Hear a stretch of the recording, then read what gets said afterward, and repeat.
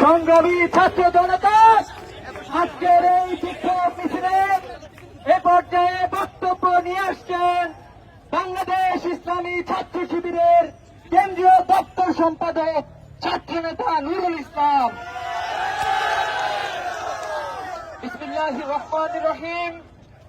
বাংলাদেশ ইসলামী ছাত্র শিবির ঢাকা মহানগর শাখার উদ্যোগে আয়োজিত ছাত্রলীগের সন্ত্রাসী বাহিনী কর্তৃক সাধারণ শিক্ষার্থীদের উপর বর্বরচিত হামলার প্রতিবাদে বিক্ষোভ মিছিল এবং সমাবেশের সংগ্রামী ছাত্র জনতা, প্রিয় দেশবাসী, সাংবাদিক বন্ধুগণ, আসসালামু আলাইকুম ওয়া রাহমাতুল্লাহ।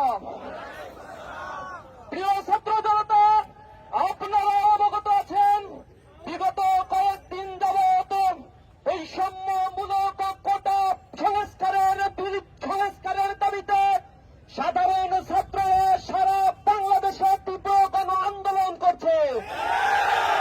তাদের এই ন্যায্য আন্দোলনে সম্পূর্ণভাবে গতকাল সন্ত্রাসী ছাত্রলীগ বাহিনী কর্তৃক বর্বরচিত হামলা করা হচ্ছে। আমরা এই হামলার তীব্র নিন্দা এবং প্রতিবাদ জানাচ্ছি।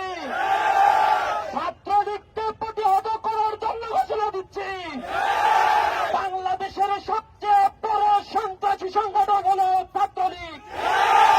মানবতা বিরোধী সকল কর্মকাণ্ডের সাথে এ ছাত্র সংগঠন এখন যুক্ত হয়ে গিয়েছে। চাঁদাবাজ, ধর্ষণ, ছিনতাই, গুম, হত্যা, মাদকের অভয়ারণ্য, মানুষের সম্পদ লুণ্ঠন থেকে শুরু করে এমন কোন খারাপ কাজ নাই যা ছাত্রলীগ করছে না।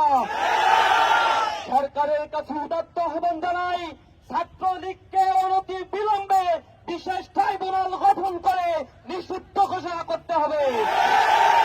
অন্যথায় ছাত্র জনতা দুর্বার আন্দোলন গড়ে তুলে বাংলাদেশে এ দলকে নিষিদ্ধ করবে। আমরা গতকাল দেখেছি ঢাকা বিশ্ববিদ্যালয়ে, জগন্নাথ বিশ্ববিদ্যালয়ে, জাহাঙ্গীরনগর বিশ্ববিদ্যালয়ে যেখানে মেধার চর্চা হয় সেখানে রক্ত ঝরেছে। আমার বোনদের উপরে হামলা করা হয়েছে। গতকাল যে রক্ত ঝরেছে এটা রক্ত ঝরানো নয়, এটা স্বৈরাচার কর্তৃক শাসনকৃত এ স্বাধীন বাংলাদেশের এক প্রতিচ্ছবি মাত্র। জনগণের অধিকার নাই, ভোটাধিকার নষ্ট করেছে। মৌলিক মানবিক সাংবিধানিক অধিকার চাইতে গেলে আজ রক্তাক্ত হতে হয়। ইসলামী ছাত্র শিবির হুঁশিয়ার উচ্চারণ করে দিচ্ছে, ছাত্রলীগের গুন্ডারা তোমরা লাগাম দাও, অন্যথায় ছাত্র জনতা এই বাংলায় তোমাদের কবর রচনা করবে।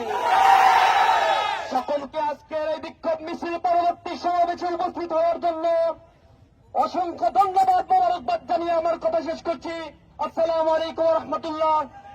পুলিশদের প্রতি আহ্বান জানাই, আমাদের কোন ছাত্রদের গ্রেপ্তার করবেন না। সবাই যাওয়ার ক্ষেত্রে সংঘবদ্ধভাবে যাবেন। একজনের গায়ে হাত তুলে প্রতিরোধ করে তোলা হবে।